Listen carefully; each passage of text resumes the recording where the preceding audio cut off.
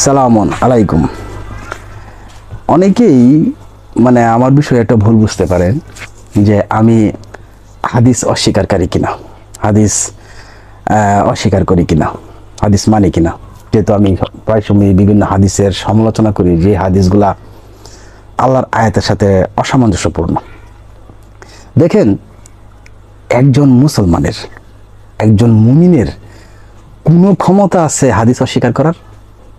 কোনো ক্ষমতা আছে তার?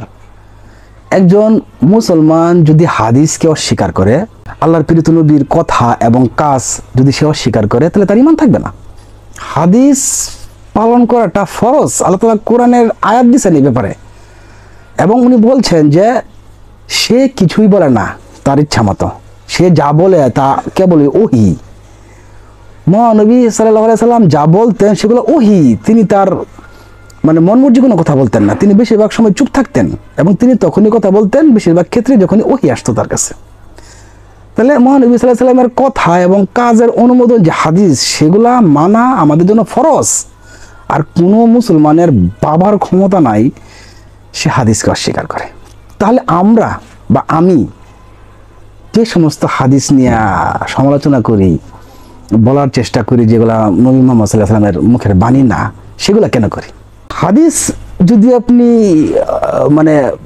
যেটা আমি বললাম যে হাদিস মনে করা অবশ্যই ফরজ, আর হাদিস নিয়ে যখনই আপনি বাড়াবাড়ি করবেন তখন আপনার সামনে ওই হাদিসগুলো আসে না। মুহাম্মদ সাল্লাল্লাহু আলাইহি সাল্লাম বলছে না, যখনই আমার বরাত দিয়ে তোমাদের সামনে এমন কোনো কথা আসবে যেই কথা কোরআনের সাথে সাংঘর্ষিক অথবা অসামঞ্জস্যপূর্ণ, জেনে রেখো ওই কথা আমি বলি নাই। এটাও তো নবীর হাদিস, তাই না? তো আমি মূলত ওই সমস্ত হাদিসের সমালোচনা করি যে হাদিসগুলা আল্লাহর আয়াতের সাথে সংঘর্ষ করে। আপনি কি করে সেটা মানবেন? আর আপনি কি করে ওই আমার ওই কমেন্ট বক্সে এসে আমাকে উল্টাপাল্টা বিশেষায়িত করেন? আপনি এটা কি করে মানে নেন যে আল্লাহর আয়াতের সাথে সহি হাদিসের টেক দিয়া একটা কথা আয়সা সংঘর্ষ করে, লড়াই করে, আর আপনি আয়সা আমার বিরোধিতা করেন? তো মোট কথা হচ্ছে, এই যে হাদিস সংগ্রহের যে পুরো প্রক্রিয়াটা, এটা তো আপনি জানেন না। যদি আপনি জানতেন তাহলে আমার সাথে এই দ্বিমত পোষণ তো করতেনই না, আপনি চুপ থাকতেন, মধ্যম পন্থা অবলম্বন করতেন। হাদিস সংগ্রহের পুরো প্রক্রিয়াটাই কিন্তু গুলমেলে এবং বিস্ময়কর। মুহাম্মদ সাল্লাল্লাহু আলাইহি সাল্লামের মৃত্যুর 200 বছর পরে এই যে সিয়াসিত্তা আছে না, আমাদের দেশে সিয়াসিত্তা 6টা বিশুদ্ধ হাদিসের যে সংকলনকে সিয়াসিত্তা বলে। এই বুখারী শরীফ, মুসলিম শরীফ, আবু দাউদ, তিরমিজি, নাসাই, মাজা, এই যে প্রত্যেকটা আলেম রহমতুল্লাহ আলাই, আল্লাহ তাদের উপর শান্তি বর্ষিত করুক, তারা নিশ্চিতভাবে ভালো কাজ করার চেষ্টা করছেন। কিন্তু তারা তো মানুষ ছিলেন, মানুষের কি ভুল হতে পারে না? আর ভুল যে হয় বা ভুল যে হওয়ার পিছনে যৌক্তিক কারণ আছে, যারা সমালোচনা করে তারা সেটা জানেই না কি সেই কারণ। মহানবী সাল্লাল্লাহু আলাইহি সাল্লামের মৃত্যুর 200 বছর পর তাদের জন্ম হয়েছে। কিছু কম কিছু বেশি, যেমন বুখারী রহমতুল্লাহ আলাইহির জন্ম হয়েছিল 193 হিজরিতে, 200 বছরের কিছু কম। কিন্তু উনি তো হাদিস সংগ্রহণের কাজ শুরু করছেন 217 হিজরিতে, 206 বছর পর মহানবী সাল্লাল্লাহু আলাইহি সাল্লামের মৃত্যুর পর। এরকম ভাবে সিয়াসিত্তার যে 6 জন ইমাম আছে বা 6 জন হাদিস সংগ্রাহক আছে, এরা প্রত্যেকেই হাদিস সংকলন বা সংগ্রহ করা শুরু করছে মহানবী সাল্লাল্লাহু আলাইহি সাল্লামের মৃত্যুর 200 বছর পর। তো এই যে 200 বছর, 150 বছর, 250 বছর আপনি যাই বলেন, এই হাদিসগুলো তো কোনো লিখিত ডকুমেন্ট ছিল না, কারণ নবীর নিষেধ ছিল হাদিস লেখা রাখা যাবে না। তাহলে 200 বছর পর মহানবী সাল্লাল্লাহু আলাইহি সাল্লামের কথা এবং কাজ, এগুলোর বর্ণনা হুবহু একই রকম থেকে গেল?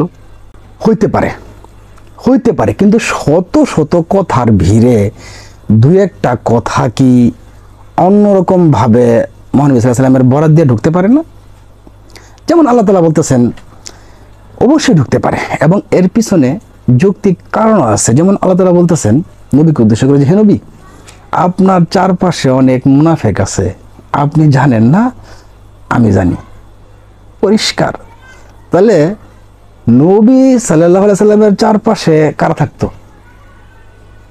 অবশ্যই আবু জেহেল, আবু সুফিয়ান, লাত, উজ্জা এরা থাকতো না, থাকতো তার সাহাবীরাই। সাহাবীরাই থাকতো। তাহলে আল্লাহ বলতেছে যে নবীর আশেপাশে মুনাফেক আছে, আর এই নবীর আশেপাশে যারা থাকে তারা সাহাবী, আর তাদের নাম উচ্চারণ করার সময় আমরা তাদের নামের পরে ব্যবহার করি কি রাদিয়াল্লাহু আনহু, তাই না? তাহলে মুনাফিকের নামের পরে কিন্তু রাদিয়াল্লাহু আনহু আছে, যেটা আমরা অজ্ঞতাবশত করি, আবার তাদের নাম প্রকাশ করেন নাই। তাহলে এটা তো নিশ্চিতই হয়ে যায় যে মুনাফিকরাও মুহাম্মদ সাল্লাল্লাহু আলাইহি ওয়াসাল্লামের নাম নিয়ে হাদিস বর্ণনা করছে, করে নাই? এখন আপনি ইমাম বুখারী বলেন, মুসলিমই বলেন, নাসাই বলেন, তিরমিজি বলেন, যা যাই বলেন না কেন, তাদের কারো সাথে কি হাদিস বর্ণনাকারী হিসেবে যাদের নাম আসছে, যেমন আবু হুরায়রা রাদিয়াল্লাহু আনহু, জায়েদ রাদিয়াল্লাহু আনহু, আনাস রাদিয়াল্লাহু আনহু, আম্মা জান আয়েশা রাদিয়াল্লাহু আনহা, ওনাদের সাথে তো এনাদের দেখা হয় নাই। ওনারা তো মারা গেছে আরো 200 বছর আগে, 200 বছর পরে ওনারা জন্মগ্রহণ করছে এবং হাদিস সংকলন শুরু করছে। তাহলে আবু হুরায়রার সাথেও ওনাদের দেখা হয় নাই, আনাস রাদিয়াল্লাহু আনহুর সাথে ইমাম বুখারীর দেখা হয় নাই, বা যারা বর্ণনাকারী তাদের কারোর সাথে দেখা হয় নাই।